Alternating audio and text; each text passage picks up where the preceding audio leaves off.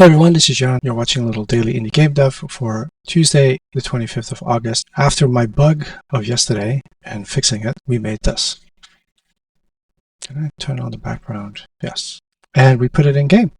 Now, I do think it's too long and it needs a little tweaking, but for a first attempt, taking out one of the remaining frames of animation from the coursework, pretty good. The coursework I'm referring to is, of course, the Cobra Code top-down adventure on Udemy, which teaches you how to make and break things in Unreal Engine 5. So I think today I'm going to fix this animation, put it in, and then we really have to make an attempt at putting in a new enemy.